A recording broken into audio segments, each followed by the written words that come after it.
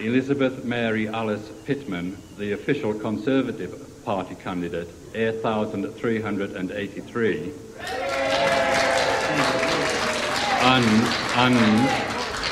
And I do hereby declare that Anthony Charles Linton Blair has been duly elected. The result. Tony Blair's majority, 25,000. The swing from Conservative to Labour. It's a very safe seat, but even that has swung by 9.6% in support of Tony Blair in Sedgefield, squeezing that Conservative vote a long way down. Now, Tony Blair thanking, as is the convention, his opponents and congratulating them, and they, of course, congratulating him, and he will now address the voters and his constituency party workers in Sedgefield. When he gets a chance. Thank you very much indeed. And can I first of all give my sincere thanks to Norman, the returning officer, and to all the staff who've worked here so magnificently this evening and given us such a quick count. Many, many thanks indeed to you all. Can I also thank the police for their work in doing this in a slightly unusual set of circumstances this evening, and I think, as ever, they've been absolutely wonderful for us, and I should like to thank them very much. In addition, I should thank to all the staff here at the Leisure Centre who have done a wonderful job. All of you have helped to make this count work extremely smoothly. Many thanks indeed. Can I also take this opportunity too of thanking the other candidates in the election. I'm sorry they haven't seen quite as much of me as they perhaps would have liked, or perhaps not. But if I may just say, I know that it's been a very clean, a very good campaign. And if I can say this to Lizzie, who came second and who is the Conservative candidate, I once fought a very hopeless Conservative seat in Beaconsfield in the south of England. And look what happened to me. So you never can tell.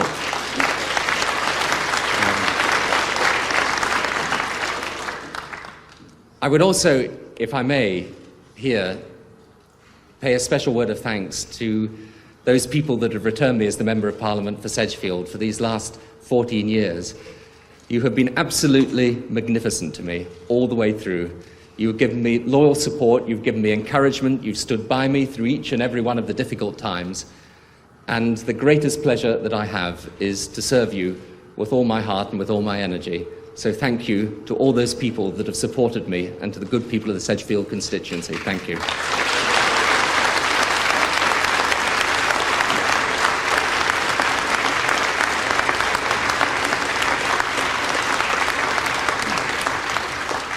Perhaps you will allow me too to say a word of thanks in particular to my family that is here this evening, to Cherie, who's been such a wonderful source of strength to me all the way through the last few weeks, indeed all through my political life, and all my family who are here. If I could say a special word of welcome to my father, who came and was with me when I was first elected to the Sedgefield constituency in 1983, and who has just been magnificent to me all my life, and I would never, ever have done what I've done without him. And if I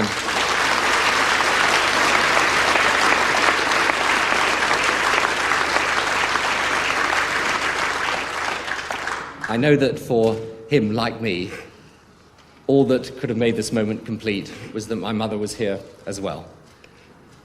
But I would like to thank, too, all Cherie's family for their strength and support, and of course, all my good and loyal party workers, not least my agent, John Burton, who is a star in his own right.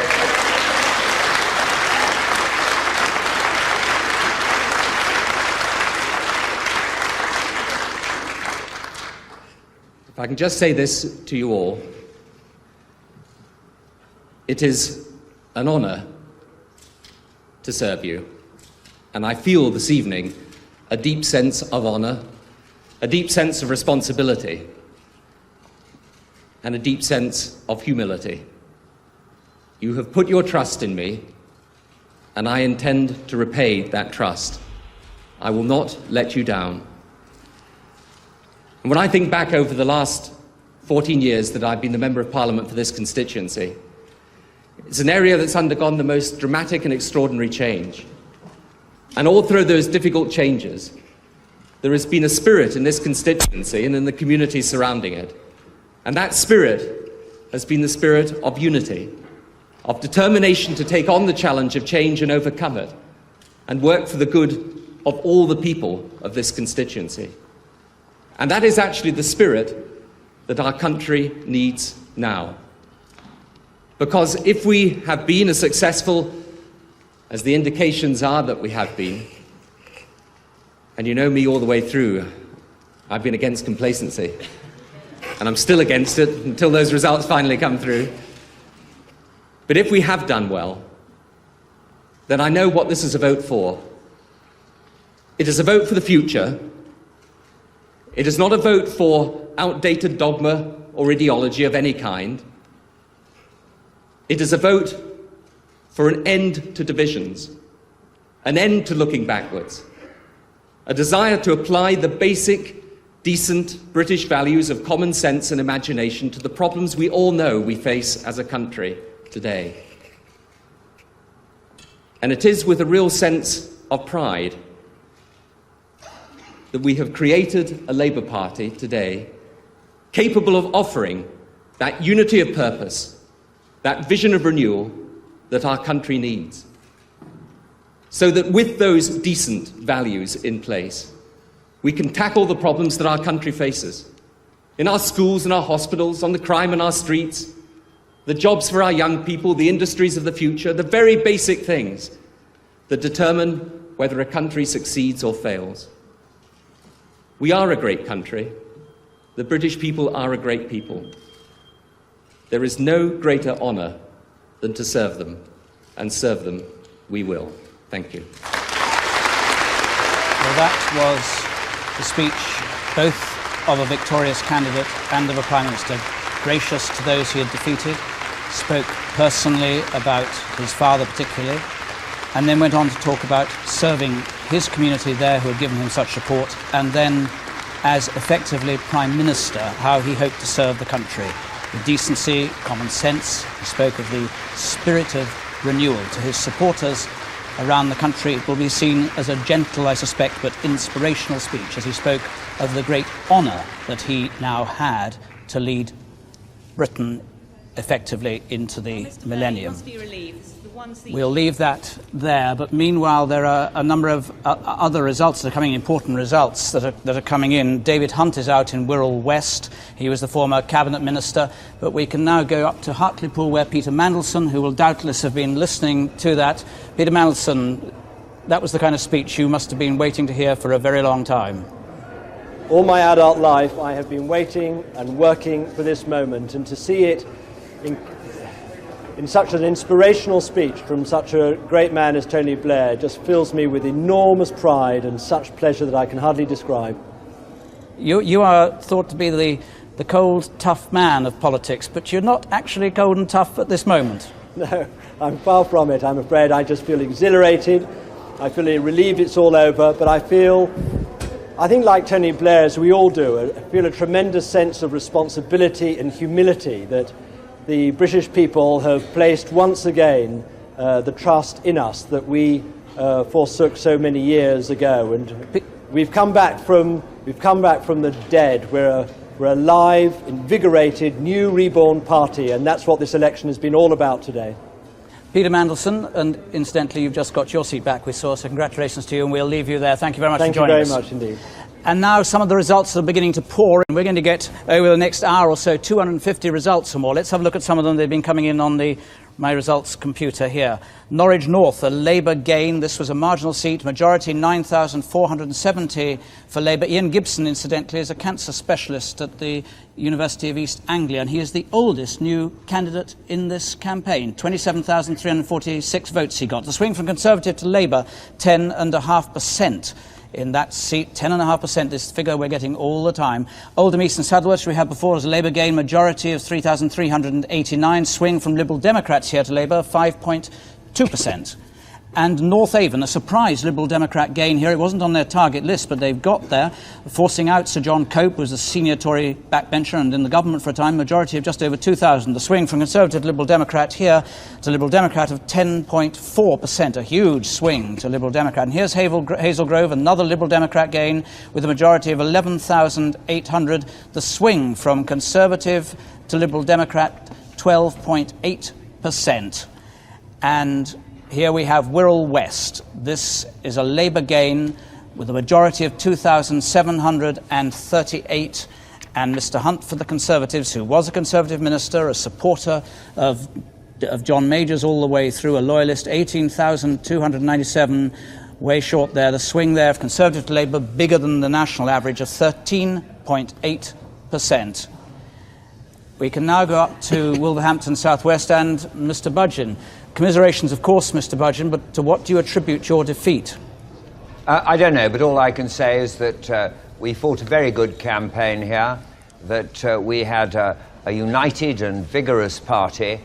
We did our level best, and we accept defeat as being part of the swings and roundabouts of politics. Well, I mean, these are roundabouts that have no one's seen anything like them before, given the national picture. Oh, rubbish.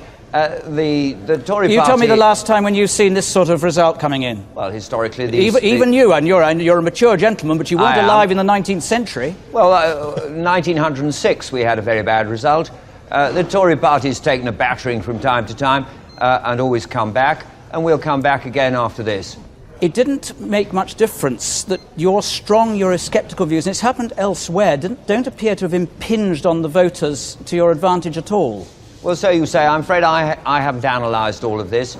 I feel a great sense of gratitude that I've been allowed to represent a historic constituency like Wolverhampton South West for 23 years, and I'm very grateful to my supporters. But I'm afraid looking at the entrails is not something that I've had time to do, and nor am I employed to do it. Perhaps you gentlemen are better at it than me. Well, we'll see. But you've been there now for a long time, since 1974, serving your constituency. Is this the end for you of party politics? I've no idea, but I remain very interested in politics. I've enjoyed it very much indeed, and I accept that this is what from time to time happens in politics. Mr Budgen, thank you so much for joining us. Not at all. And now let's go to this extraordinary battleground that Alistair's got in front of him. Jonathan, thanks. It's beginning to fill in rather nicely. Just want to pick out one or two of these particular stories to help Nicholas Budgen with the analysis, which he said we could do. Well, we've already done it. Basildon, for example, would have gone to the Labour Party on a swing of just over 2%. It actually went on a swing of 14.7%. Come with me over here, if you will. Down here, Battersea. This is into Labour majority building territory, the seat that until recently was held by John Bowis, a minister, high-profile candidate. Significance of Battersea, though, is that it really did signify the Labour Party not being able to dig its heel into London and suffering all of those problems of old Labour. Not tonight.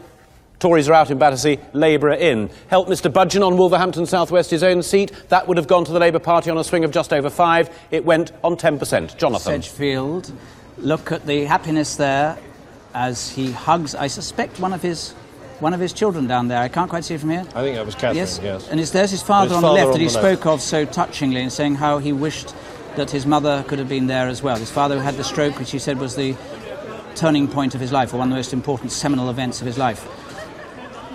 Happily signing autographs of his admirers and supporters there.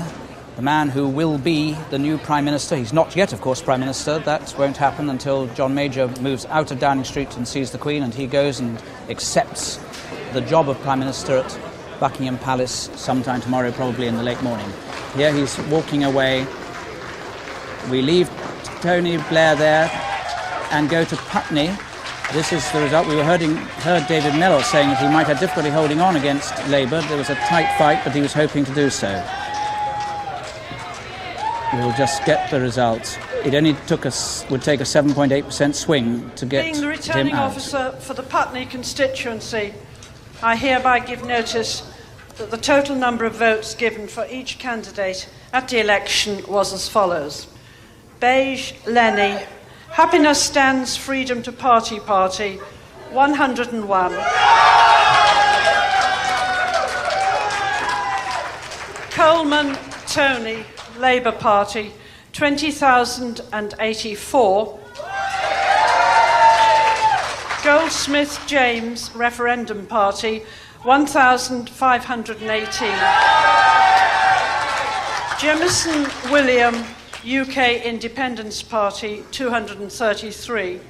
Mellor David, Conservative Party, 17,108.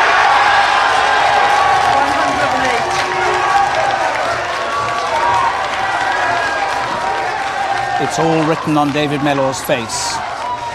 Look at that face. Atika, Independent Beautiful Party, 49. Pine. You can know you've gone, but it still hurts in politics to be turfed out by your voters. Small John, Natural Law Party, 66. Van Braam Dorian, Renaissance Democrat, 7.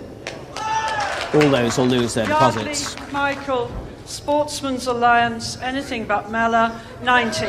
David Mellor has been in that seat since 1979, and he's now out.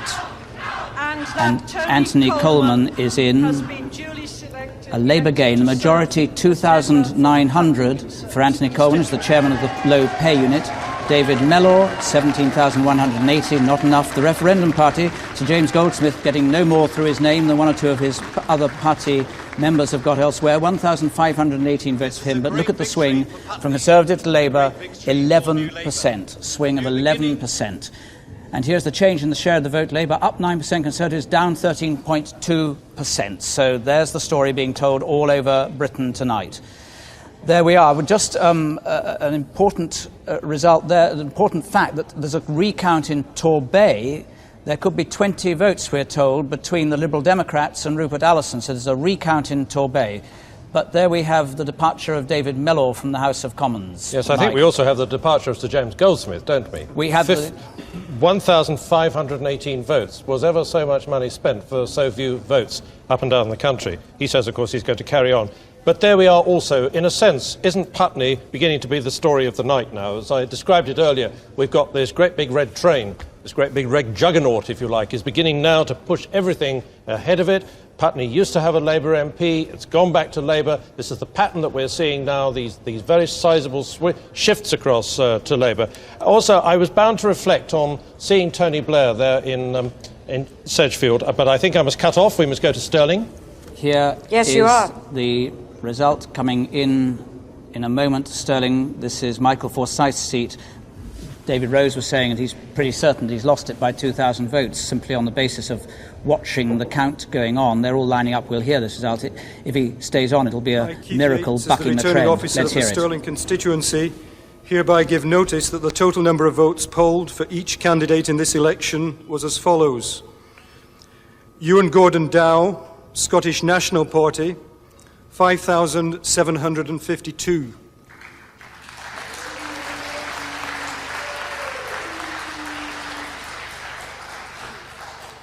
Michael Bruce Forsyth, Scottish Conservative and Unionist Party, 13,971.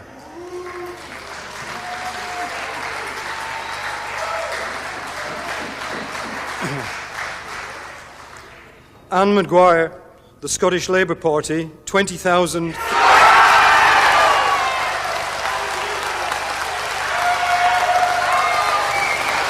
Michael Forsyth is out as expected. He had really practically no hope. He looks miserable, but graciously congratulates the winner, Anne Maguire, who is another woman-only shortlist candidate for the Labour Party. 20,382. William McMurdo, UK Independence Party, 154.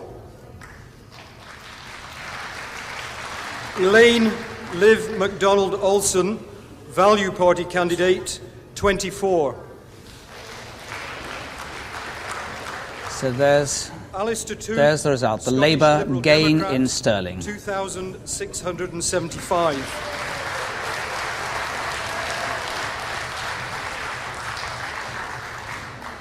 And there is the full result.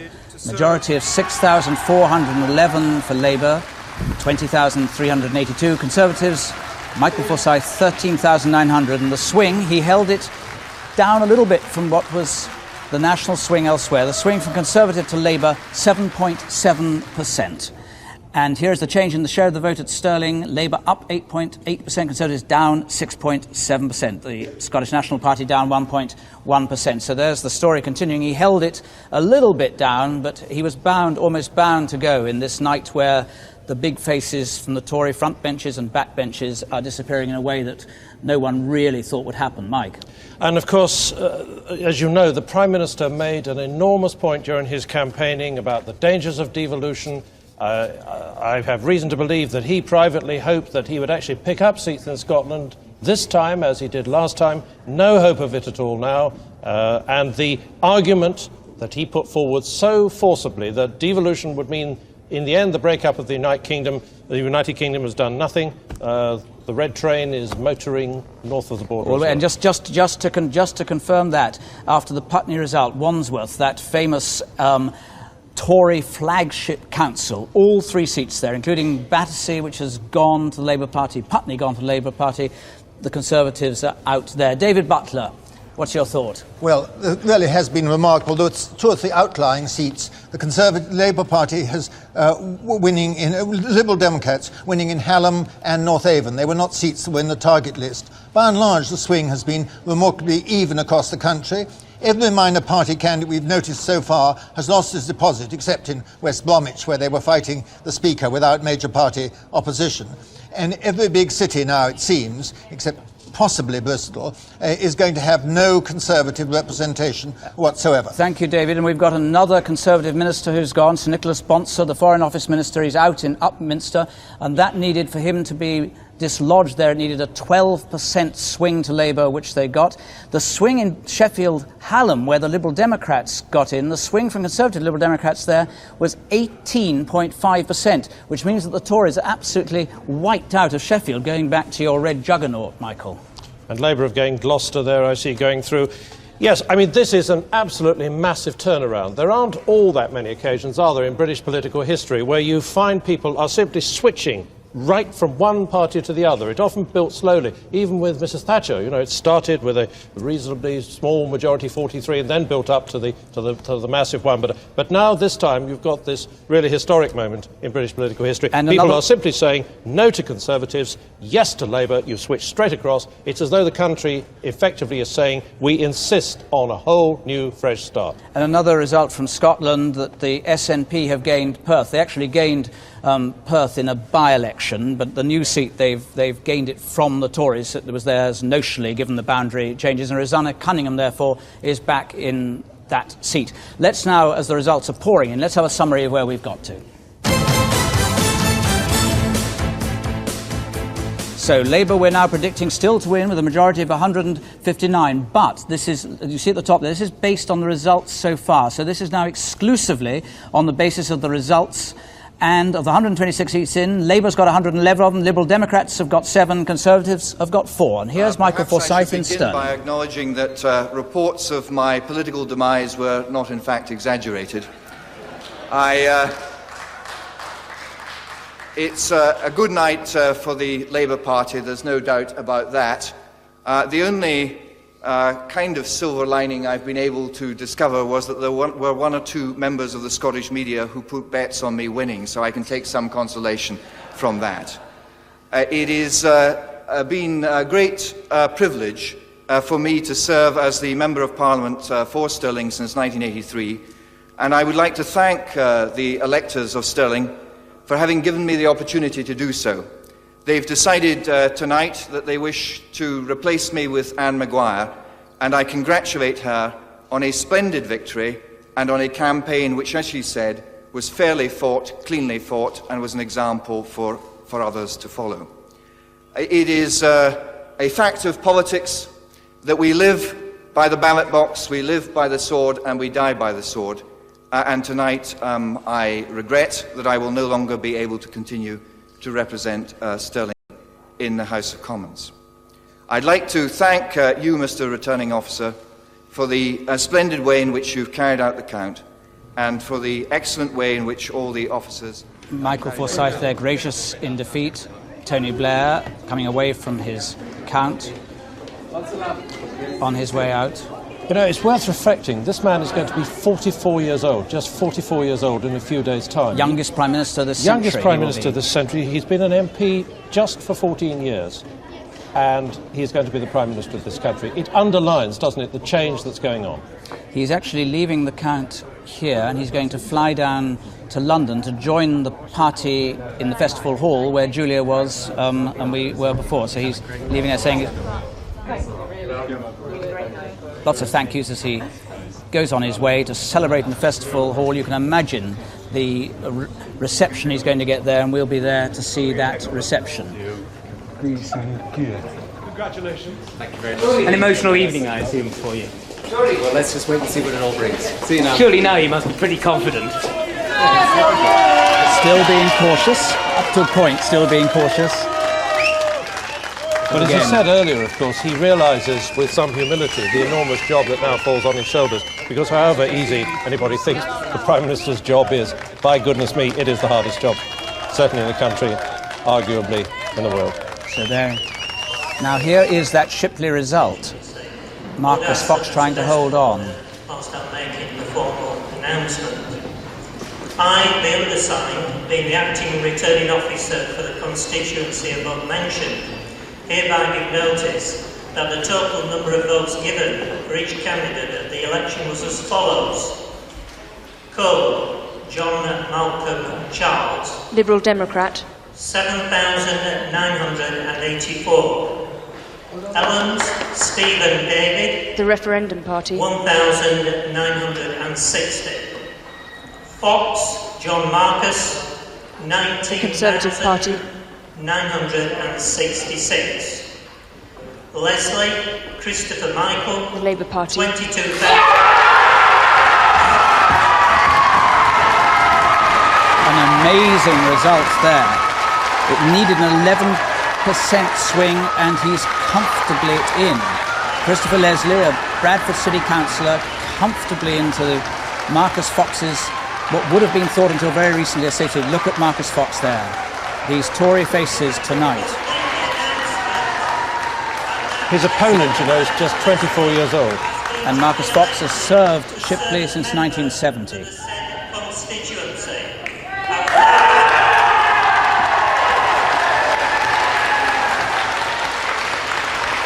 You get these extraordinary results, elation for the new young Labour victor, and the sorrow on the face of someone who has honourably served his constituency and is now out, Marcus Fox. Michael? Well, in normal times, you just wouldn't think of somebody like Marcus Fox, would you, losing his seat. There he is, the chairman of the 1922 committee, one of the Tory grandees, a grandee with a Yorkshire accent, but a Tory to the core. And he's been turfed out there by a 24-year-old Labour councillor from Bradford City. That's really the story of the night, isn't it? It is the new generation taking over. And we have to remember, this is a powerful figure in his party. This is a key manipulative character in the best possible political way. He was very, very loyal to John Major throughout all the troubles. You could always rely, if things had gone really badly, there'd be Marcus on the radio or on the television the following morning saying, come on, chaps, get behind John Major. But the divisions were too bad. Our panel with Sue Lawley has been waiting and watching and listening very intently, and I've got some reactions, I bet. Sue? There's been lots of reaction over here, Jonathan. Reasons for the red juggernaut we're debating, because what we found out on the campaign trail with these people and the ITV 500 as a whole was that the feel-good factor hadn't got through. Why not, Andrea Hewitt? Well, I think the people of Basildon don't feel the feel-good factor at all. The only jobs that seem to be available there are part-time jobs, and they're reasonably badly paid. And in fact, even the better paid jobs, when you compare the wages and the job security for people perhaps at Fords at Dunton and places like that, they just don't earn the same money as their Europeans. You tried to tell Kenneth Clarke that when we came. He didn't believe you, did he? I certainly did, yes, and he didn't want to believe that there weren't, so many part-time jobs at the Basildon Job Centre, but we didn't believe that he'd actually been down there to find out. Now, John Edwards, what about you? Because you, I think, under Mrs Thatcher, bought your own house, but since then you've lost it. What happened? Well, in 1987, during that really bad recession, I was put on a 3-day week. and mortgage rates all went up. I mean, I paid £275 a month, and it went up to £600 a month they wanted. I just couldn't afford it. Couldn't keep up with it. It's typical Tory. Oh, they've ruined Basildon. They've ruined Basildon, have they? Well, Jean Kettle, you're having a nice time tonight. I can tell another Basildon girl. Tell me about it. Brilliant time. Are you? Yes. What happened to the feel-good factor, do you think, then? Why? Because, I mean, Basildon, you know, notoriously volatile as an electorate, but, I mean, it used to be there. That's what Essex Man was all about. That's what Essex Man was all about. They promised everything and they gave nothing. They built everybody's dreams up and they smashed them away. And the British people don't want to know. How did they smash them away, though? Because they gave false promises. They made everybody buy their houses. They made a false boom in the economy by messing around with the mortgage rates.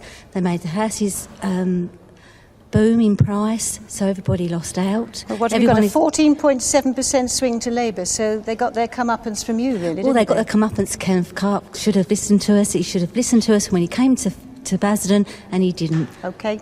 Jean Kettle, thank you very much. Back to you, Jonathan. I just want to bring you up with the results. We've got 117 results in so far. The Conservatives we're predicting will have 172 seats, Labour Party 404, and the Liberal Democrats we're now predicting will have 50. Now, this can easily move around, but at the moment we're predicting they will have 55 seats, the Liberal Democrats, in the next House of Commons, on a swing now of 9.5 nationally from Conservative to Labour. Let's have a look at some of the results that have been coming in on my results computer here. Here we have Perth. This is an SNP gain, but it's the one they won in the by-election, the majority of 3,000. The swing from Conservative to SNP, 6.6%. And Upminster is a Labour gain here. In Upminster, Nicholas Bonser, that's the Conservative Minister out, Foreign Office Minister out, majority of 2,770. The swing from Conservative to Labour, 15.4%. Sheffield Hallam, the Liberal Democrat gain, majority of 8,250. And look at that swing from Conservative to Liberal Democrats, 18.5%. And Rochdale. This is the Labour gain, majority of 4,500. Lorna Fitzsimmons is in there. She was president of the NUS once upon a time. Liz Lynn is out. The swing from Liberal Democrats to Labour, 4.8%. And now Keighley. Labour gain here, majority of 7.7132. And Cryer is in there with 26,000. The swing from Conservative to Labour here, 10.2%. There we are. Now we can go over to Putney and hear what happened when David Mellor made his speech as he lost his seat in Putney. I would like to say that 1,500 votes is a derisory total. And we have shown tonight that the referendum party is dead in the water. And Sir James, you can get off back to Mexico knowing your attempt to buy the British political system has failed. Thank you very much. That is the most extraordinary violation of the normal rules of democratic political behaviour under any circumstances. People will be, I think, widely in political circles at least, shocked to see Sir James Goldsmith barracking the defeated candidate as he was trying to say that he was going to leave. You're there, David Mellor. That was not a nice moment. No, and can I make one thing absolutely clear, Jonathan? This was a well-conducted election so far as the Labour candidate is concerned and the Liberal Democrat, both of whom are charming men, and as far as I'm concerned, I bear no ill will towards them or their supporters. But what should have been a night of decency in which I could hand over to Tony Coleman in a decent way was marred by, first of all, the gun fanatics who got 90 votes but still were allowed a couple of dozen people into this count, and secondly by Goldsmith, who showed his contempt for the democratic process by barracking as if he was boozed up at some rugby match. I think it was outrageous the way he behaved. But I tell you, one thing we have to be clear about, what happened in Putney tonight, and the swing doesn't seem to look too bad compared to some that there have been in London, was a straight transfer between the Conservative Party and the Labour Party at the end of a long era of Conservative government. Goldsmith made no impression at all. He didn't cost the Tories a seat. 1,500 votes is derisory. And as far as I'm concerned, what Putney said to Sir James Goldsmith was up your hacienda, Jimmy, and the sooner he gets off back to Mexico, the better. But one thing is clear, the referendum party is finished as a political force in this country. Now, you are also, that phrase will doubtless be remembered, but you are also out. Are you now out of politics?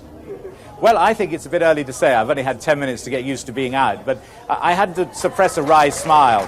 I've been sometimes criticised for having a life outside of politics, and if anyone wants to know why someone has a life outside of politics, it's so that I can actually face the future with a good deal more confidence, I suspect, than some other people who've lost their seats tonight. I have a full life. I've got lots of things to do, and, you know, I shall get on and do them. Can I ask you, you are fond of John Major, and you've known him a long time, and given these results, Ken Clarke has already said it's all over, there's defeat. What do you think, in the interests of the party, and also in his interests, he should now do? People are, on the one hand, saying he should go quickly, others saying he should stick it on until somehow someone can emerge from the gang who want to take over? I think it's a bit early to say. I have the warmest regard for John Major, and I think he will go down in history as a very significant Prime Minister. I think that perhaps his final duty to the Conservative Party is to stay as leader of the opposition, if that's the situation that inevitably he will find himself in, until such time as the Conservative Party has recovered its spirit, licked its wounds, and is in a fit state to choose a new leader. Because if he didn't stay, what's the danger? Well, I think the danger is precipitate action. I also think, you know, as a patriot, the country has spoken, and I hope that what the country has decided will work out for the best. The danger, of course, is that the Labour Party will move back to its bad old ways. If it does, it needs a Conservative Party that is a party of the centre as well as of the right, and a party that can immediately recommand public confidence. That, I think, requires a mature judgment on the part of the Conservative Party as to who should lead it in the future. And I don't think that mature judgment should be taken in a hurry, myself. Commiserations for losing your seat, David Mellor. Thank you very much for joining joining us. And now Julia Somerville in the Festival Hall, where the Labour Party is in celebratory mood, I bet, Julia. Absolutely. I mean, I'm hoping you can hear me, because the noise in here is absolutely deafening. The place is filling up with people. They've been pouring in over the last couple of hours and gathering around the large screens to have a look at the results. I have to say the biggest cheer of the night was for the defeat of David Mellor. They went absolutely beside themselves when they heard that. I suppose the second biggest cheer of the night was obviously for Tony Blair. And in fact, when he made his speech, it was noticeable that people stopped and actually concentrated on what he was saying, and there was a tremendous feeling that he was really speaking to them and to the nation at large. And of course he's now on his way down here, and outside this place the massed ranks of the press are gathering, and we expect the scenes to be absolutely tremendous when he arrives. And, Julia, we can only... the largest cheer of the night. Julia, we could just about hear you. We'll be back to you when Tony Blair comes, if not before. Thanks very much. Meanwhile, perhaps you're allowed to have a little glass of something yourself. I don't know, perhaps professional duty. Maybe I already have, but I'm not telling. Right. OK. And now to put the results that we're getting into the battleground perspective, Alistair. Jonathan, thanks very much indeed. I think the colour tells the story on the main battleground, if you just take a look at that. 4 in the virtually no swing required column, coming over here, 2 in the 2% swing of opinion, 1 already in the 3% swing, a cluster around Leeds North East, which is the seat that Labour needs to take if it's going to start building that column, and then this block of seats here in the Midlands that we were talking about earlier on in the 5% column, but all of those went on a much, much bigger swing, so let's shunt the battleground down into that more difficult territory and show you. There they are. That was the clutch that I was just talking about. Cleethorpes has just gone to the Labour Party in the 6% column, but it was on a bigger swing than was required. Pudsey has just gone. Putney we talked about a little bit earlier on. Leeds North West down here in the 7% column. But let me take you over here to an intriguing point. Crosby we talked about earlier. Wirral West, that's David Hunt's seat up in the northwest as well. That went on a 13.8% swing. It only needed to go on just short of 11. So final movement of the battleground, if you would be so kind to make the point that I want to.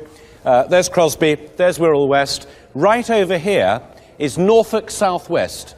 That is the seat of Gillian Shepherd, the outgoing Education Secretary. If the swing in Wirral West, which was 13.8%, were repeated, Gillian Shepherd would also lose her seat. Mike was talking to her earlier. I wonder if you should call her back, Mike. Jonathan. Thank you. And I just seen that Ian Sproat, another minister, the Sports Minister, is out in Harwich. Ian Sproat is out. and also Sir Marcus Fox, as we thought, was out, and Sir Marcus, he's not there, so let's just find out where we are generally. We'll go and find Sir Marcus in a moment. Let's have a look at the summary.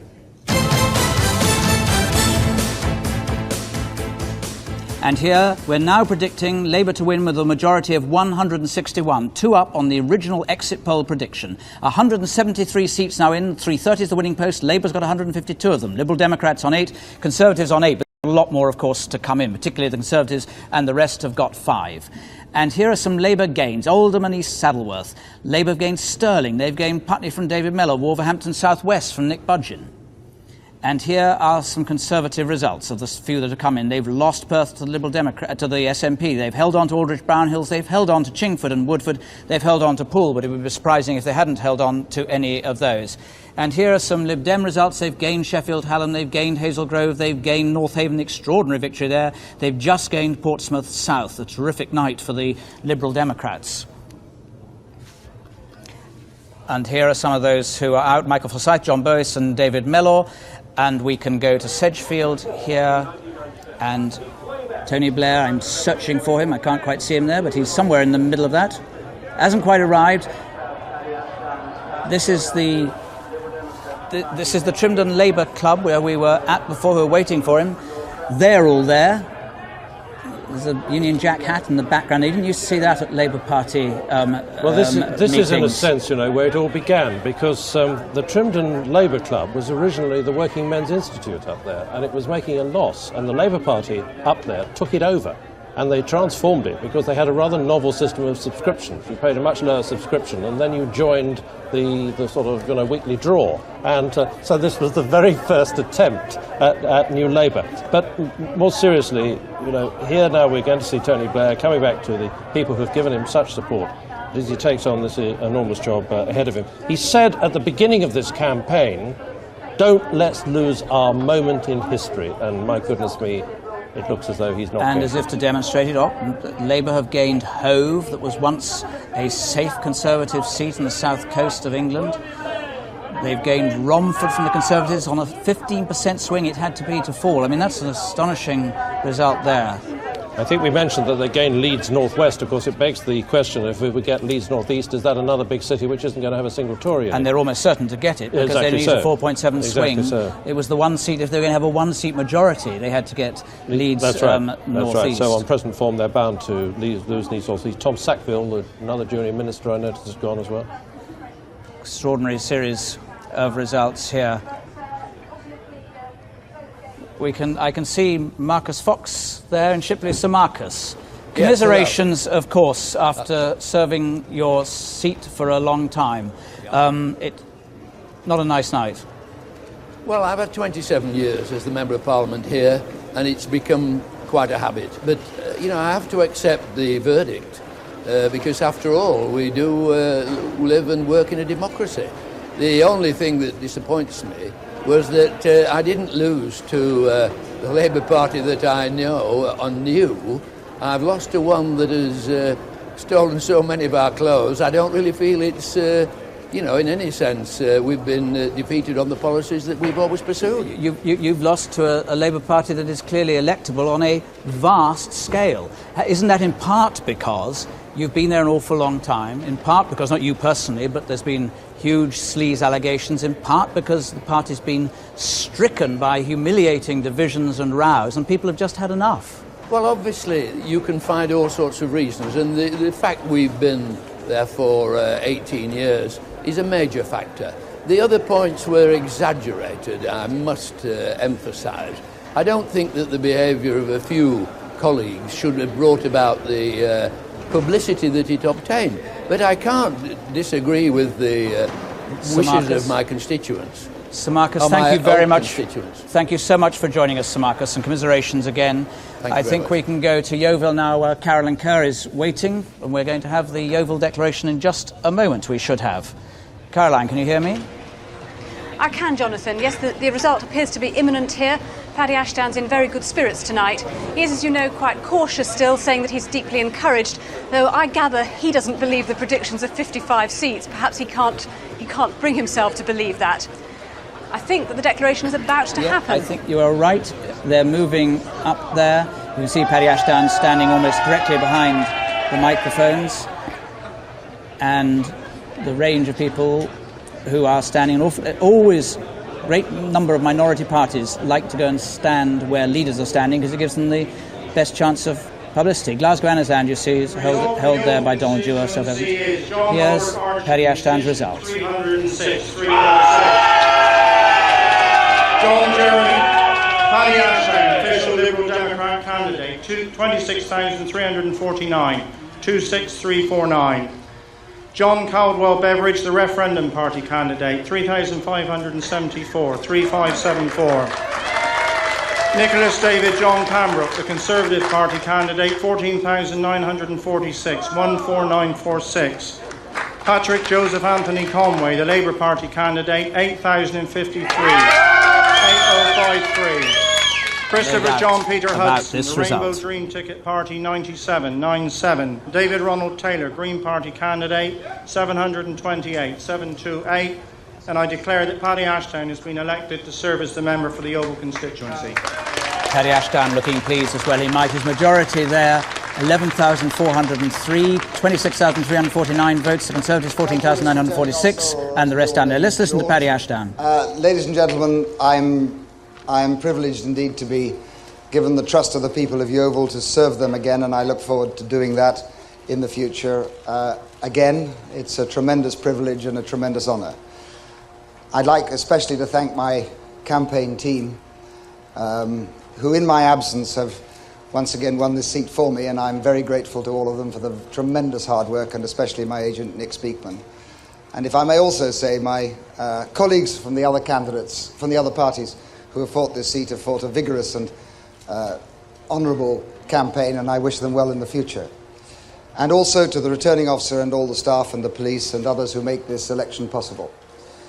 I do not yet know what the result of this election will be, although I think the trends are now fairly clear.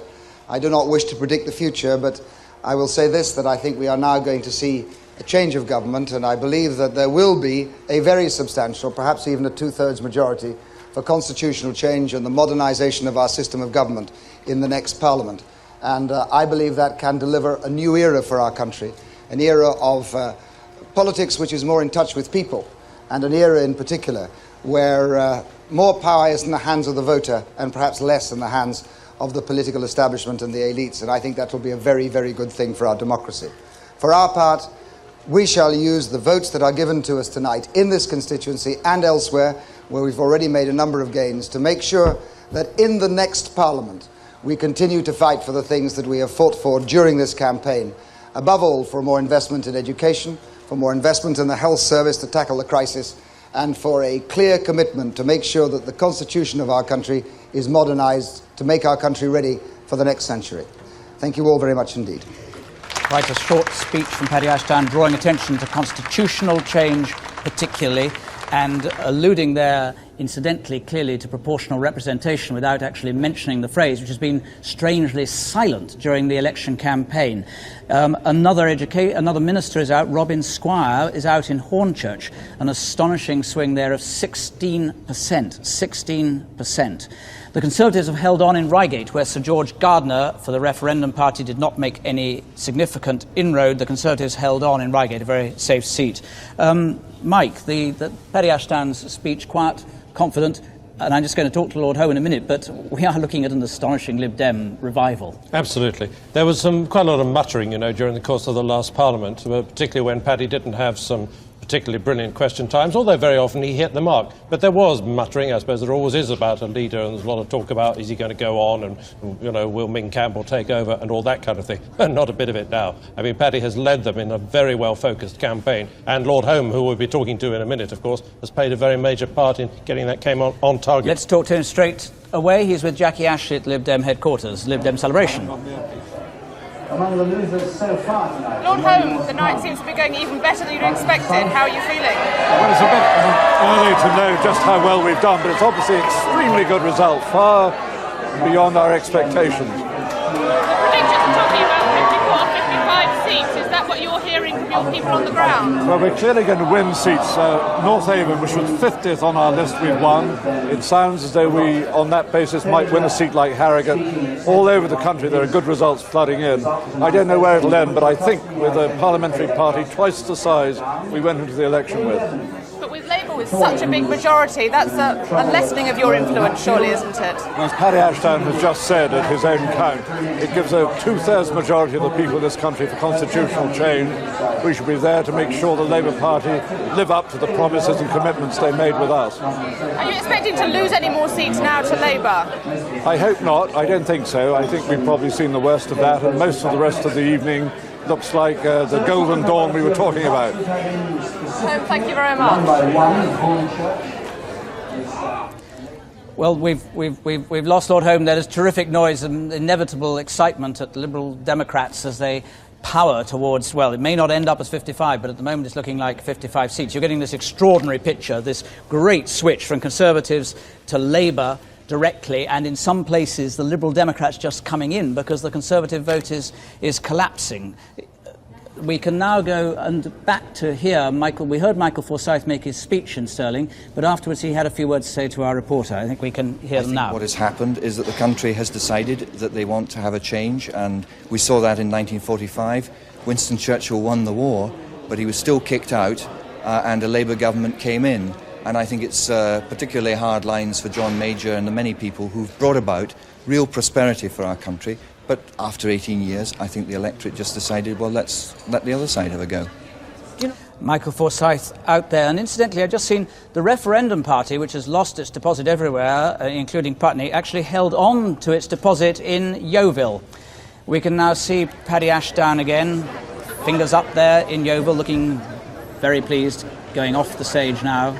And of course, he must have considerable hopes about picking up some other unexpected ones. I mean, North Haven on that huge swing, so they must have hopes of places like Twickenham, perhaps even Richmond Park next door. There he is. He's just on the edge. No, he's got his back to us there on the left, looking back into the count. But saying his farewells, I think. Did you see Labour gain Eastwood? Labour have gained Eastwood. Well, that's an extra, and they've gained Dumfries. That suggests Labour has gained Eastwood. We've seen they've gained Dumfries in Scotland. This suggests a dire night in Scotland for the Tories if they remain there at all. But let's now have a look at some of the results, because we've had now 178 results in, and they're now coming in at a rapid pace as you see them going across your screen. Let's have a look at some of them in a bit more detail on my computer here. Here we have Hornchurch, this Labour gain, a quite astonishing Labour gain here, a swing from Conservative to Labour of 16% in Hornchurch. Labour gained Sittingbourne and Sheppey, majority of 1,929, sending out of there Roger Moat, who's a senior Conservative backbencher. Look at that swing, 14.5%. And Cleethorpes, Labour have gained a majority of 9,176, the swing from Conservative to Labour, 15%. This seat never won by Labour before, a safe Tory seat as was. Hove, of which one might have said the same thing. Labour have gained Hove, a majority of just under 4,000. The swing from Conservative to Labour here, over 16%. And here's Harwich, another Labour gain, majority of just over 1,000. Ian Sproat thrust out into outer darkness. The swing from Conservative to Labour, 14.6%. And let's now have a look at Alistair and your battleground. Jonathan, thank you very much indeed. And it is beginning to fill in even more fulsomely. Here's a new one that's just cropped up. Amber Valley. Philip Oppenheim was the Member of Parliament there, the son of a former Conservative Member of Parliament, Sally Oppenheim. Let's shunt it down through all of these red seats. We still haven't got Leeds North East, but I'm sure we won't have to wait much longer there. There's Hornchurch, which Jonathan just picked up upon a moment ago. Aldridge Brown Hills, Richard Shepherd, one of the first Conservatives to hang on our battleground, but again shunt back into this more difficult territory. Remember, this line along the top here is the swing, the shift of opinion that the Labour Party have to achieve if they're going to win these seats, and they have done. They've won Eastwood, which was the safest seat for the Conservative Party up in Scotland. That's something we're going to have to look at in some detail later on. And shunt on to the final column if we can. And you can see there's Romford down there at the bottom. Michael Newbert's seat, that has also gone to the Labour Party. So it's all filling in. Ynys Môn, which is Anglesey in English, as it were, has in the past been a Conservative seat, but that isn't a gain for Plaid Cymru. They've held the seat in Anglesey, Ynys Môn. So it is filling up, as you can see, bit by bit, but it's filling up in territory that a few hours ago we never thought was going to happen, did we, Jonathan? We certainly didn't. And two more results. The Liberal Democrats, they've gained Aberdeen South, a three-way marginal, and they've gained Eastleigh, one from the Conservatives in the 92 election, quite astonishing. And now here is Mr. Ashdown. I didn't know I was going to see you. Congratulations, of course, on your victory, Mr. Ashdown. Thank you. You are getting, on the face of it, some astonishing results. Do you reckon that the predictions that we have at over 50 make sense? Now, if you're really straight with us, you'll tell us that you targeted about 20 or 30 and hoped you might get 25 or so. No, we targeted a lot more than that, but no party reveals its targeting list. Look, it looks like a stunning night. It isn't in the bag until it's in the bag, and we don't know that yet, and I'm hesitant and reluctant to comment on the basis of predictions, but I can say this, that we fought a campaign that was tightly concentrated on the messages. We were saying the things that people wanted. By the look of it, it looks to me as though we have doubled our vote. We have by far and away gained the most out of the election campaign, and the reason for that is that what we were saying, people believe. And that means that we are saying that we have to invest in education, we have to invest in health, and armed with the vote they've given us, we'll now use our strength in the next Parliament to make sure that those two key messages are part of the agenda of the next Parliament. Sorry to interrupt you, but in your acceptance speech you also talked about constitutional reform, and you thought maybe a two-thirds majority in favour of that. Now, amongst your constitutional passions for reform is proportional representation. Do you reckon that you're in a stronger position to put the pressure on Tony Blair to deliver not only a referendum but constitutional reform, or a weaker position now because of their huge potential lead? Well, Labour has made an agreement with us about how we might advance the cause of constitutional reform. I anticipate and believe that that agreement will be honoured. I do not believe that Mr. Blair is a dishonourable man. He's made that agreement, and I expect him and believe that he'll carry it forward. What kind of timetable? What kind of timetable? But what is clear, if I may, Jonathan, what is clear is that the stronger the Liberal Democrats, the more that's likely to happen. And it looks as though we'll end up tonight very, very much stronger. The timetable is the one laid down in the agreement between us. A commission will start as soon as possible. It will report within a year, in my view, substantially within a year, and that'll be by referendum. Do you think that it's possible that this election is the last to be held on first past the post, therefore? It is possible, and it would be a very good thing, because it puts more power in the hands of the voter and rather less in the hands of the political establishment. And I can just tell you one thing. I can tell you one thing. We have got now. Sorry, I just wanted to tell you that we know that you've just held on to Cheltenham, which has put you've now got 12 seats in, and you're going up. I thought you might like to hear that. I'm delighted. Nigel Jones is a very good Member of Parliament who served that constituency very well, and he will continue to do so in the future. If I may just return, the important thing about this election is that the mandate that we have received, the vote that we have received, is for the things that we fought this election on, and we will carry that fight now, armed with those votes, into the next Parliament. And it will be about investment in education, and it will be about health, and it will be about constitutional change, and those are crucial. And I hope that opens the way to a new era of politics for us. The really big task that politicians must all, of whatever party, address is how we rebuild the links between people and politics, between government and governed in this country, and constitutional reform is one of the means by which we'll do that. Mr. Ashdown, thank you very much for joining us. And now John Suchet, Conservative Party headquarters. John Suchet, I can see, just looking behind there is a chill in the air. Well, yes, sort of. I hope you can hear me, Jonathan. Easily, yes, easily. There's a lot of noise in here tonight, but I have to tell you, not a politician among them. Those are journalists literally from the four corners of the globe. We haven't set eyes on a Conservative MP here for something like 2 to 2.5 hours. I have spoken to a senior official here tonight, and he gave me a very interesting line. He said what we're suffering from tonight is a suppressed swing from the last election. In other words, in 1992, a lot of people wanted to vote Labour. They couldn't quite bring themselves to do it.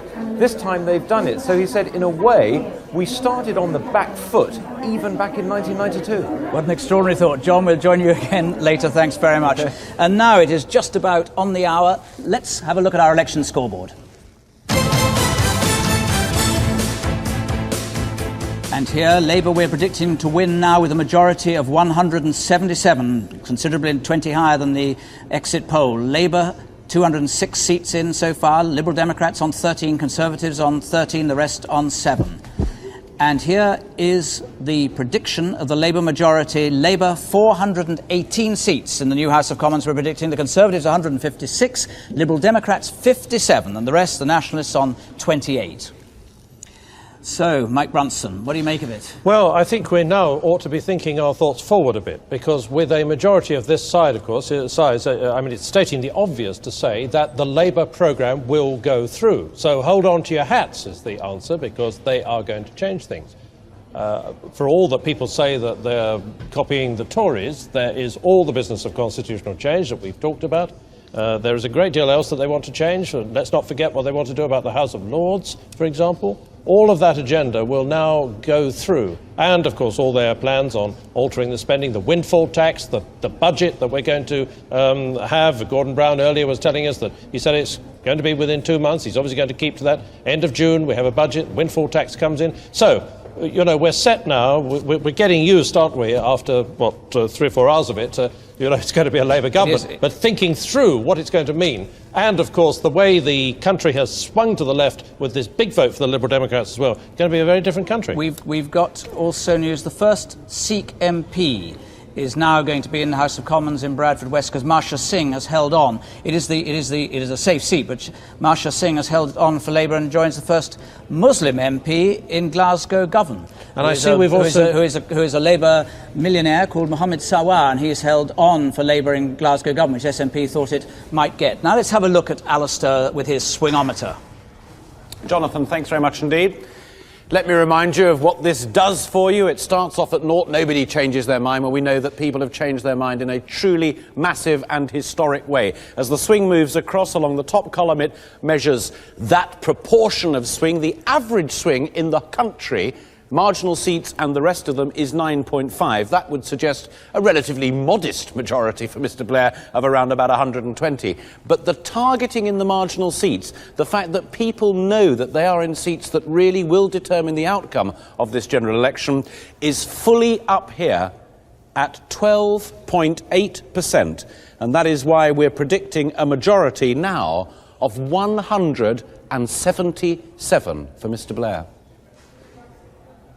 We've just got some extraordinary news in that the fourth recount is now underway in Torbay. The fourth recount. The analysts will tell us sometime whether this is a record or not, but it must be very tight indeed. There have been, in the past, victories by 3 seats. There's one in 1966, but a fourth recount. And also, Alistair Burt is out. The Tory Social Security Minister is out in Bury North. That has fallen to Labour. So another Tory scalp for the Labour Party. Let's go up to Tatton, where Paul Davis is there, and we are waiting to hear whether Neil Hamilton's been ousted by Martin Bell.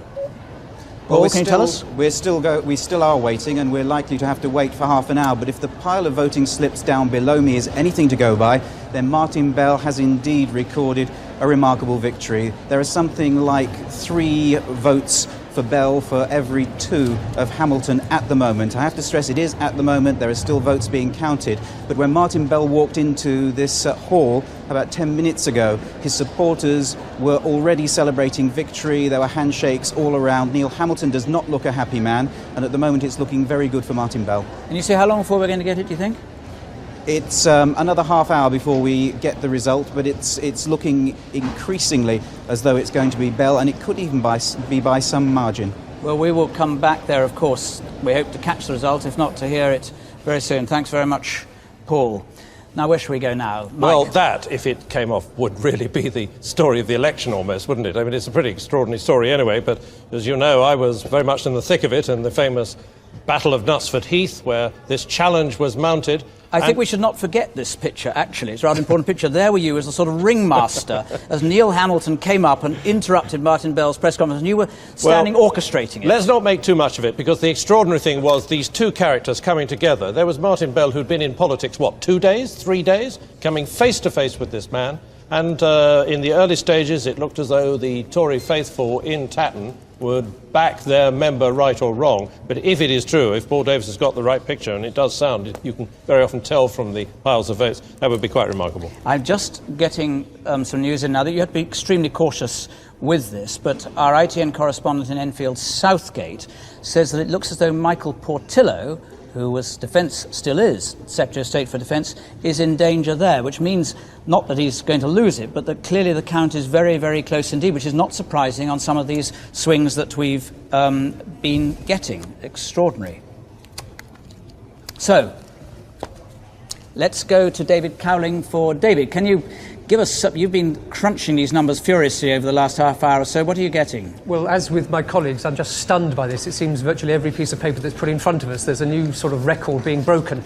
But one of the things that I think New Labour has done, and I think it's being proved, is that in the southeast of England, where Labour has been in retreat for 30 years, we're now predicting about 31 Labour seats. If any testimony at the end of this day should be recorded in terms of the success of New Labour, it's in this, the heartland of the conservatism for 100 years. Labour is making deep, deep inroads. Some of these swings are absolutely staggering. David, just explain to us in that context why it is that the Liberal Democrats are doing so astonishingly well. Just remind us of that. It is mixed in a way, Jonathan, because in some seats they're making gains directly from the Conservatives, but in a number of others, in Portsmouth South and in other seats, Labour's rise is eating into the Conservative vote, and sometimes the Lib vote is actually dropping a little, but they're slipping through the middle. So Labour actually, in some of these hopeless seats, is being the principal architect of the Lib Dem success.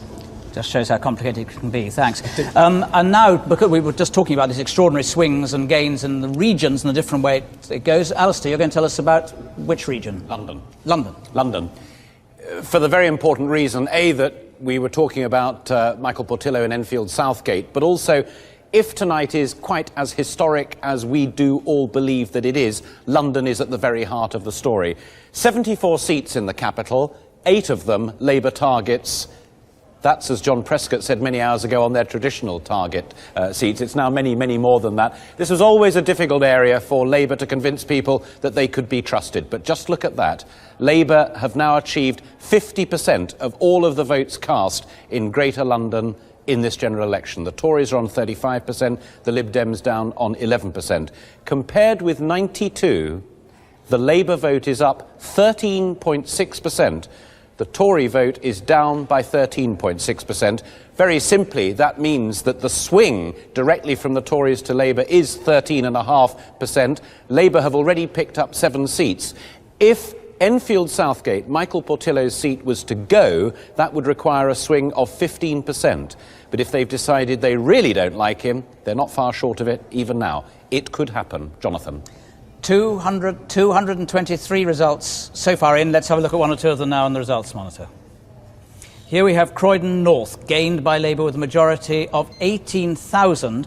Look at the swing again from Conservative to Labour, and just the kind of seat that Alistair was just talking about, 17.6% in Croydon North. Eastwood, the Labour gain in Eastwood, majority 3,236, another extraordinary good result for the Labour Party's swing away from the Conservatives in what was a safe Tory seat, 14.3%. And Aberdeenshire West, Liberal Democrat gain here, majority 2,662, the swing to them of 8.3%.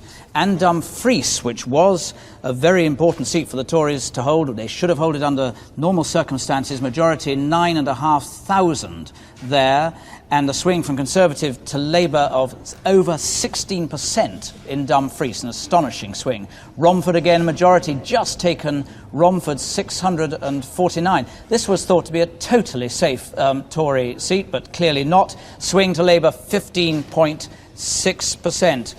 And now to Torbay, the 4th recount. It looks as though we're going to get the result. They also had local election results. You can see Rupert Allison standing there in the middle. This is clearly going to be a very tight result, as the Liberal Democrats hoped they might take it. It needs a 5% swing. 5% swing, and Liberal Democrats would take it. On the sort of swings they've been getting, they might well do so. The returning officer there, who's clearly the mayoress, trying to get some order in this. You see how they advertise themselves, the Riviera of the southwest there, complete with illuminated palm trees by the look of it. Rupert Allison has been here since '87. They thought he might go in the past, but we'll find out whether he holds on or not now. For the Torbay constituency, I hereby give notice that the number of votes recorded for each candidate is as follows. Allison Rupert William Simon, the Conservative Party candidate, 21,082. Booth Graham Harry, the UK Independence Party candidate, 1,962. Cowling Bruce Henry, Liberal Party candidate, 1,161. Morey Michael John, the Labour Party candidate, 7,923.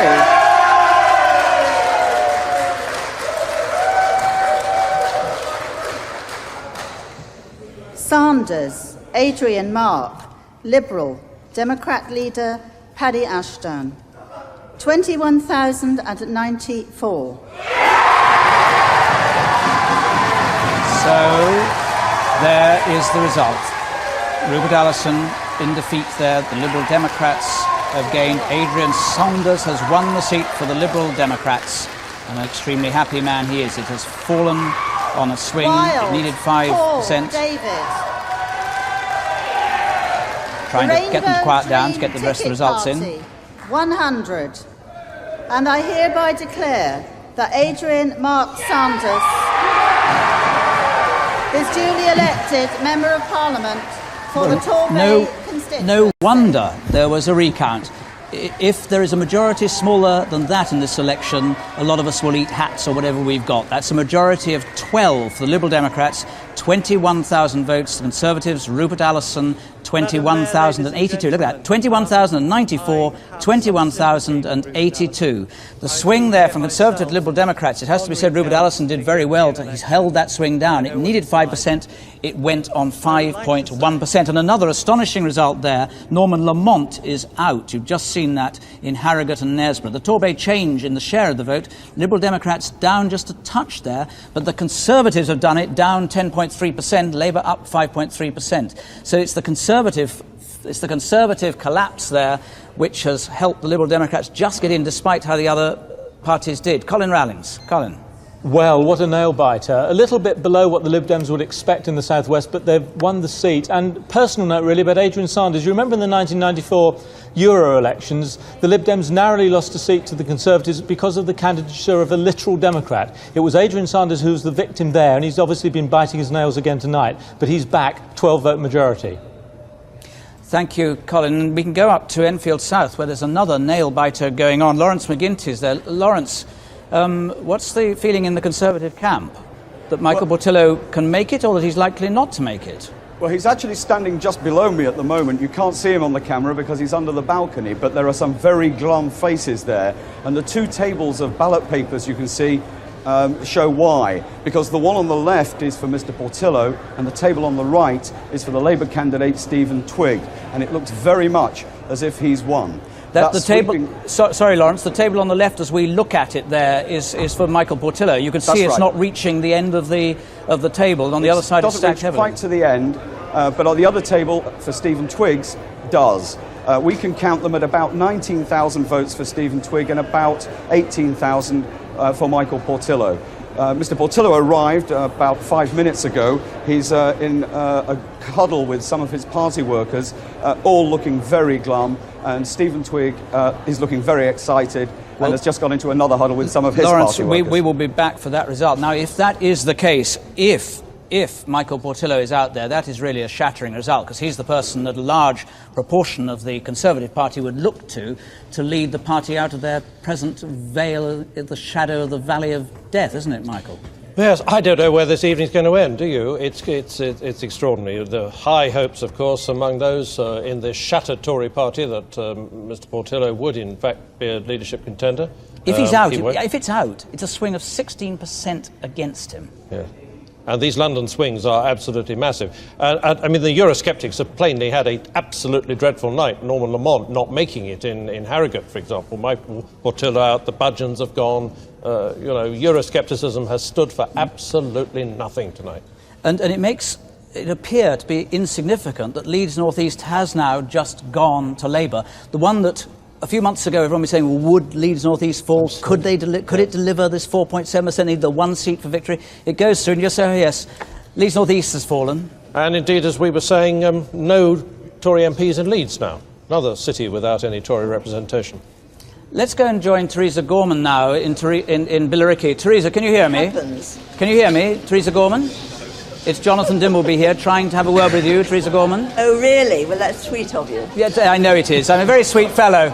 And it's always nice to talk to you, Theresa Gorman, even when you face the...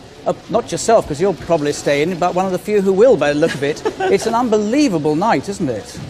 Well, you know, you please some of the people some of the time, and some of the people not all of the time, and I'm afraid it's one of those occasions when our policies have not been what the Conservative voters in the country wanted. The Labour Party have taken over most of our policies, and on the doorstep, in my constituency, time and time again, people said that they were going to support me because of my views on Europe. Well, we'll have to see whether that comes through in the ballot. But we've had lots of your colleagues who've been just like you on Europe, even more outspoken on Europe, and the Nick Budgeons, the hosts of people who've gone down the tubes despite being Eurosceptic. I didn't know there were many people more outspoken than me on Europe, but well, I'll take all right, your word for that. Rivaling you. I mean, there is another view that the problem for the party, amongst others, is that it's people like you who've been in ferocious battle inside the party that have driven people to despair, saying, how can that party possibly govern when it's split from top to bottom on Europe? No, the issue that we refused to acknowledge in this election, but which kept on rising to the surface, was Europe. Europe is the issue of how our country is governed, perhaps for the next 200 or 300 years, and people are very concerned. I'm going to leave. Thank you very much indeed, Mrs. Gorman. Here's the result in Ian Lang's seat. Of Galloway and Upper Nithsdale in 1 minute. Could I ask for total silence whilst I am speaking?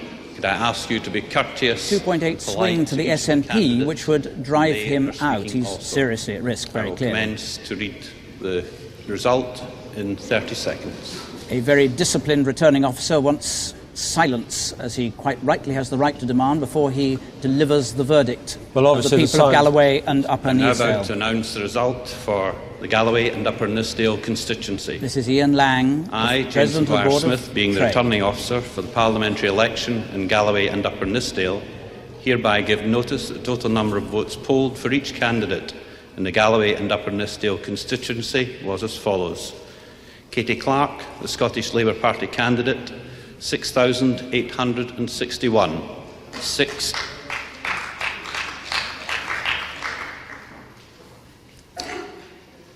Katie Clark, the Scottish Labour Party candidate, 6,861. 6-8. He's making a bit of a meal of this, taking his time. Mr. Flynn. I don't know whether he's after a bit more silence than he's got, but he's certainly taking his time. Absolute silence. He doesn't want a single reaction. They're very individual characters, returning officers. Certainly are. Katie Clark, the Scottish Labour Party candidate, 6,861. 6861. Alan Kennedy, the Referendum Party, 428. 428. Ian Lang, Scottish Conservative and Unionist Party candidate, 12,825. 12825. John Ewan McKercher, Scottish Liberal Democrat, 2,700. 2700. Alistair Morgan, Scottish National Party, 18,000.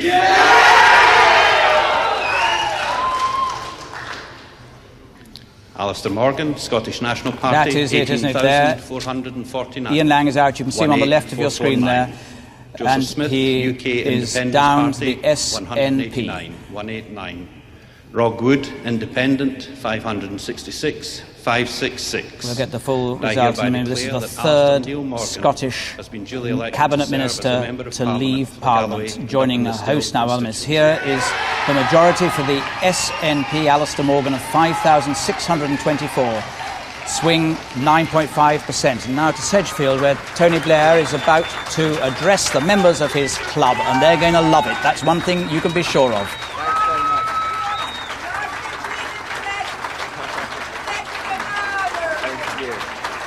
Very much. The supporters of the Thank Trindon you very Club. much indeed. And, well, you know me, I'm never complacent, but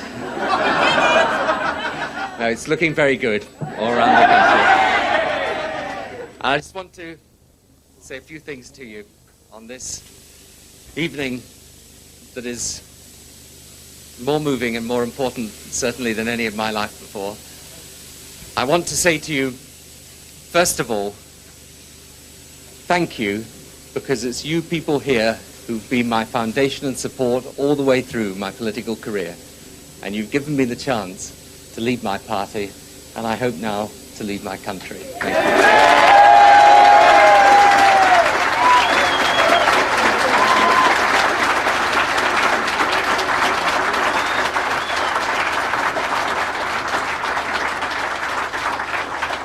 And you know, it was here in this constituency that we created New Labour. Here that we recognised how important it was that we took the values of the Labour Party, the basic beliefs in justice and progress and a fair deal for ordinary people, in a sense of community and society, and we said, these are the values of the Labour Party, but we've got to make them live and breathe again for the modern world. And we did it. And we built a party here of which we're proud.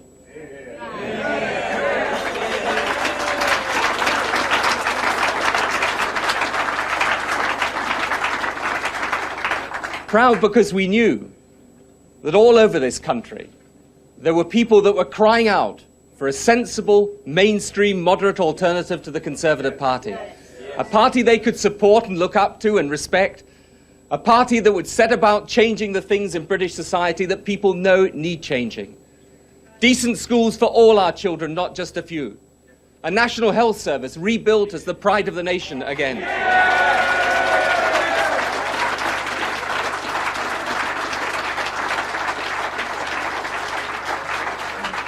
Our young people given hope, our elderly security in their old age, a nation reborn and renewed. That is what New Labour was always about.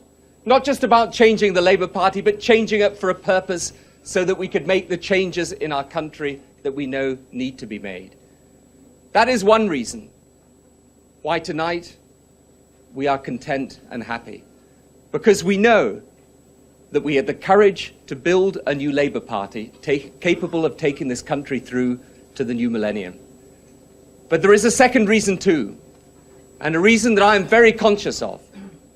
That support that's been given to us tonight has been given to us as a new Labour Party, and it's been given to us so that we can bring our country together, so that we can unify it, so that we can put an end to divisions, so that we can build one country, one nation, one society, where every person gets a chance and a stake in it, where no one is left out.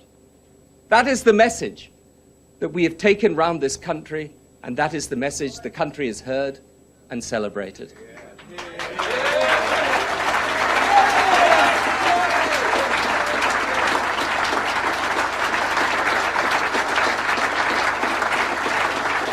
Dissident voice in the Trindon Labour Club when he speaks like that to them.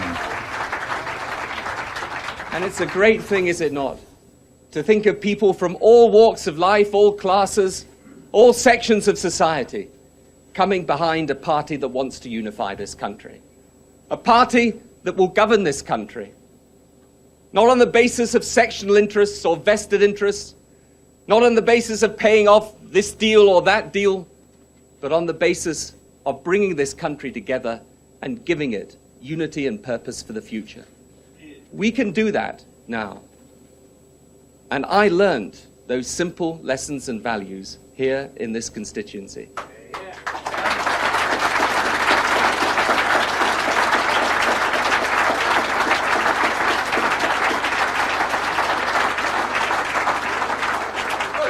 It's a strange thing to think as I look around this room and I see so many faces that I've known over all the years. So much good and decent and loyal support.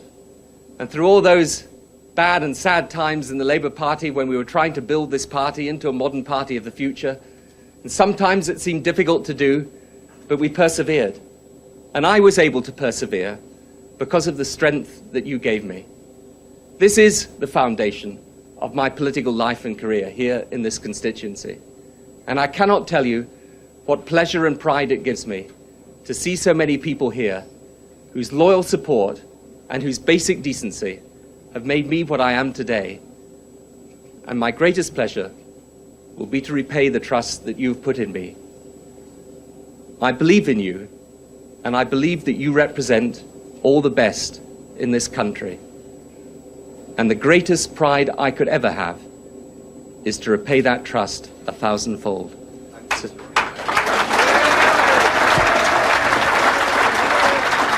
Thank you very much indeed.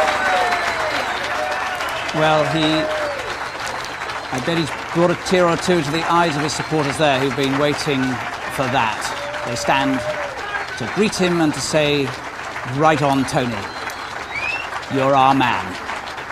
The Trindon Labour Club, which was the seat, the source of New Labour, as he said, and indeed as Mike Brunson was telling us before. Meanwhile, a lot of other results are coming in of enormous significance, which we might go to. He's going down amongst his people. Lots of happiness there. Cherie Blair looking particularly happy as well, being allowed to wander around, he herself.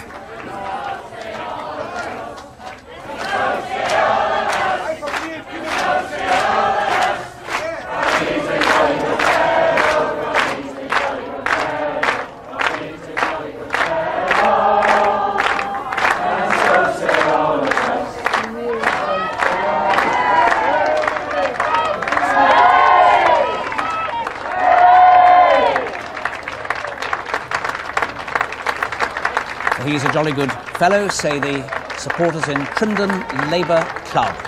And they'll probably want to go on saying it all night as well if he stays there, but he is actually going to be on his way down to London soon to join a whole load of his other supporters at the Festival Hall.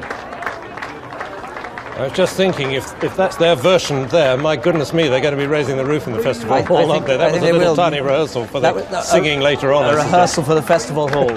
Right, let's now give you some of the results that have been coming in. Just first of all, I see that there are ups and downs for the Liberal Democrats. Simon Hughes, who had their only seat in London, is out. Labour have gained Southwark North and Bermondsey. Two former ministers are out. Rhodes Boyson, who's an education minister, and Sir John Gorst in Hendon, they're out as well.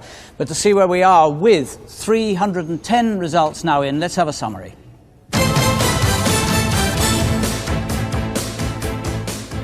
Labour, we are now predicting to win with a majority of 179 seats, just edged up on the results in so far. 310 seats of those, Labour's got 258, well on the way to that 330. The Conservatives have got 26. That, of course, will go up. It's still because we're getting the urban areas first and the shires are coming in later.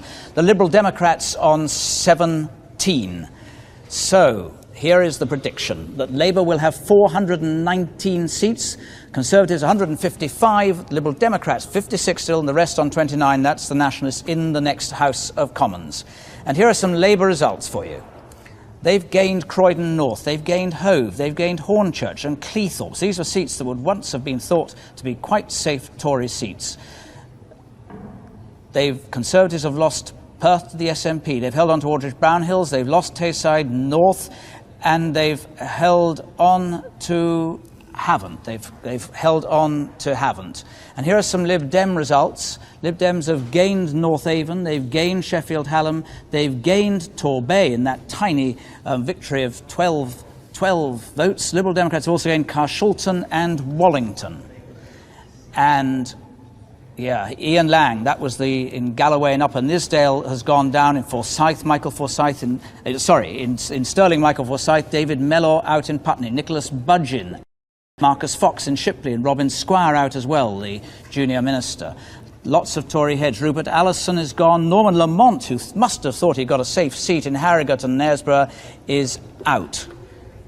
And I think that I may have given you a wrong piece of information about Simon Hughes, but we don't know what's going on. There's a lot of confusion there, so don't take it yet that he is out. I may have just got it a touch early. Meanwhile, Julia Somerville is at the Festival Hall celebration. Julia, you probably heard up in Trimdon they were singing for He's a Jolly Good Fellow in the club there. What's it like down here? Absolute bedlam, in 2 words.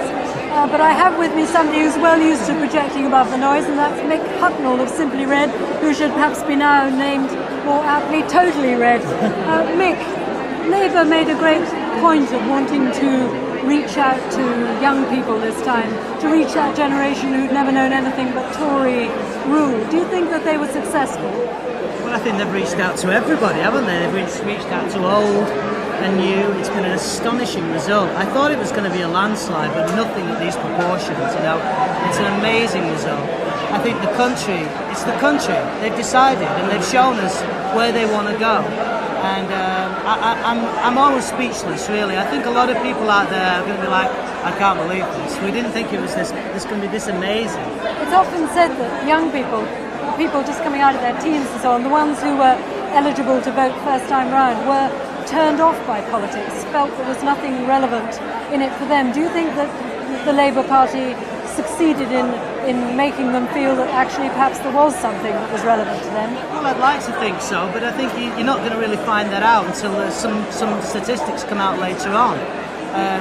As I said, clearly everybody seems to have gone for this. We're witnessing almost the disintegration of the Conservative Party as we know it. You know, they're becoming a minority party in a way that we've never ever dreamed of before. It's just astonishing. Well, you're not the only one, I think, who's very, very astounded and surprised. Mick Hucknall, thanks very much indeed. Back to you now, Jonathan. Julia will join you again soon with 318 results in now. We are predicting a Labour majority. It's edging up.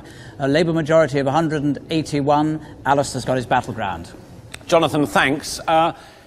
One piece of very important information, and that is that on this night of history-making, Labour have now passed the point of 57 net gains, so they are now, per adventure, the largest single party. But as you'll see by looking at the battleground, it's a heck of a lot bigger than that. They have ploughed through these 1% and 2% swings. Remember, these are the number of people out of every 100 who have to change their mind. They haven't actually got Brighton Pavilion yet, but I have absolutely no doubt whatsoever that that will tumble. That's the largest single party pointer.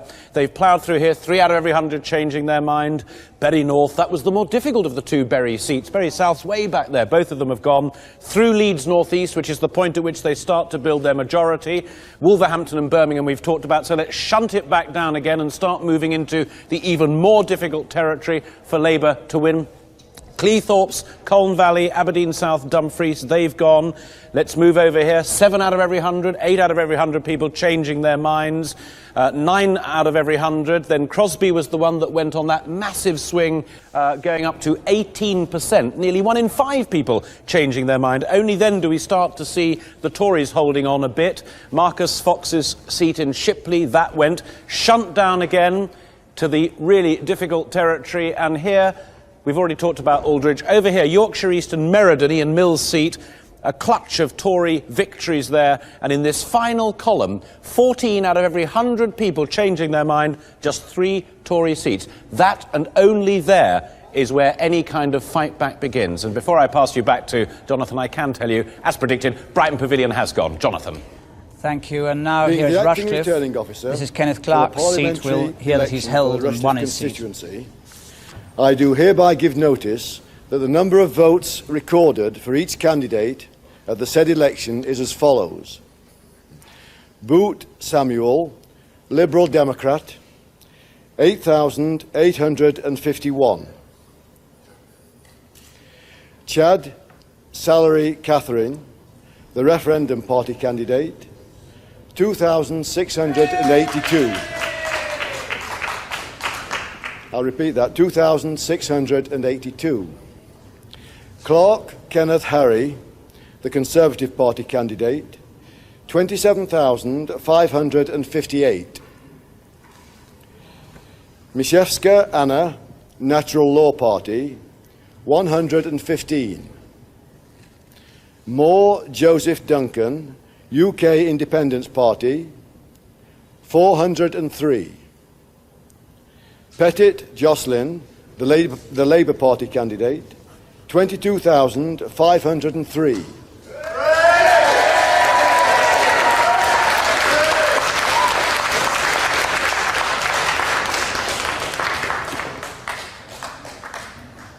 And I do hereby declare, I'll repeat that, and I do hereby declare that the said Kenneth Harry Clarke is duly elected Member of Parliament for the said constituency.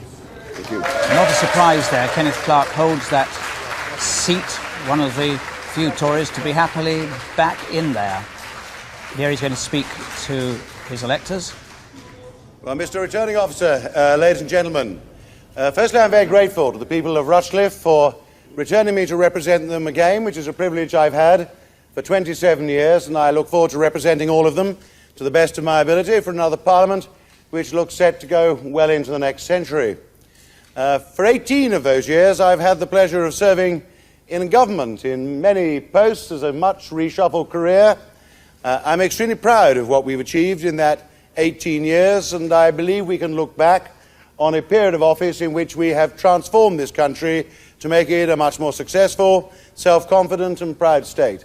And I trust in the national interest that those who are now going to take responsibility for our affairs take good care of them and achieve success themselves. I particularly hope that in terms of jobs and prosperity and growth of the economy we do well. I also hope we continue to improve the quality of our public services and demonstrate to the world that the quality of life in this country is one of the finest that you can find anywhere, and I hope they enhance what we have achieved over our period of office. On this occasion, when we are facing a tremendous change in the country, obviously we're reaching the end of a long night that people will analyse tomorrow, and then we see how the Conservative Party will shape up an opposition constructively, I trust, using our experience to the best, seeking to ensure that the ideas we put forward forcefully in this election are pursued forcefully in the next Parliament, and we continue to make a worthwhile contribution to our national affairs. For this evening, I would only say, as everybody here has made a political speech to our electors and against each other at mass meetings and so on, firstly, I'm very grateful to you, Mr. Returning Officer, for the great effectiveness which you carried out the count. I said you wouldn't finish before 3 o'clock. I won't repeat the time at which you said you would finish. You have beaten my dire forecast, and I'm very grateful to all those who've done a long night's work on the count. Kenneth Clarke encouraging the Conservatives to be constructive in opposition. He is going to be a very big player in this broken party. That was, I think, only just this side of a bid for the leadership. He would hate me for saying that, but it is quite clear that Kenneth Clarke now believes that he has got to do his bit in getting the party back into shape. That's the second time this evening. Earlier in our interview, now again, he's going to talk about constructive opposition. And, of course, we await to hear the fate of Michael Portillo, which we heard about earlier, and Malcolm Rifkind and so on. It may be that... And indeed, let us go now up to Ross Guy and Inverness. This is the Charles Kennedy safe seat for him, or should be a safe seat for him, for the Liberal Democrats. Les Durant's Referendum Party, 535. Alan Hopkins, Scottish Green Party, 306. Charles Kennedy, Scottish Liberal Democrat, 15,472. Mary MacLeod, Scottish Conservative and Unionist Party, 4,368. Donnie Munro, Scottish Labour, 11,453. Margaret Patterson, Scottish National Party, 7,821.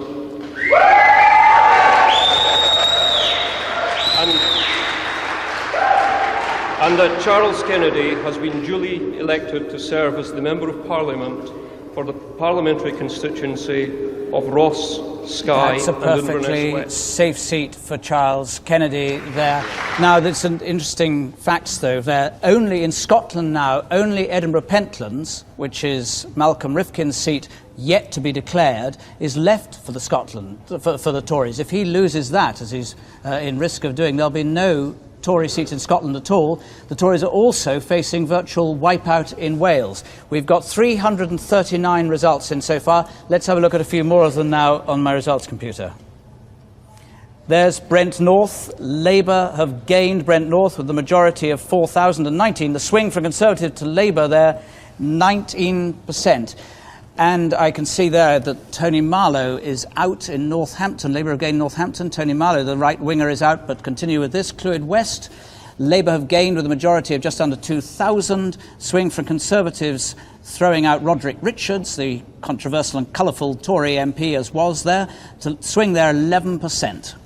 And here is Harrogate and Knaresborough, a Liberal Democrat gain. Just look at this, a majority of 6,236. It needed a 9% swing. Phil Willis has got in there. Norman Lamont is out, or he's not able to hold it for the Tories, the seat he wanted to get, so that he could be a powerful figure as a Eurosceptic in the next Parliament. The swing there from Conservative to Liberal Democrats, a huge swing of 15.7%. Here's Sutton and Cheam. This is Olga Maitland has gone down in Sutton and Cheam. A Liberal Democrat gain, majority 2,000. Swing from Conservative to Liberal Democrats, 13%.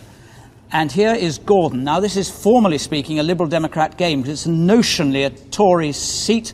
In fact, it is won, therefore, by the Liberal Democrats, although Malcolm Bruce was in the old seat after the boundary changes, before the boundary changes. His majority there, just under 7,000. Many people thought that he would be out, but the swing again against the Conservatives, Liberal Democrats, one of the highest we've got, just under 19%. Mike, these swings are beginning to look really quite extraordinary. Quite Scotland extraordinary. out, And, Wales out, you know. Absolutely. Well, I mean, it looks like a wipeout in Scotland and Wales. Our experts are telling us that this is the lowest Conservative share of the vote since 1859, and it's the lowest number of Conservative seats since 1906, and certainly the highest Labour majority ever. Where were the superlative words that one has to use? Stop. It's quite difficult to find the language to describe the scale of what is happening. And more third-party seats than since 1923. And the history indeed is being made. It certainly is. And with the Labour majority is settling at the moment at 177 majority for Labour, a swing of just under 10% across the country as a whole, with 345 results in. And we are predicting Labour with 418 seats in the next Parliament, the Conservatives on just 157, the Liberal Democrats on 55. An extraordinary result. I mean, you take the Rhodes-Boyson seat, 18.8%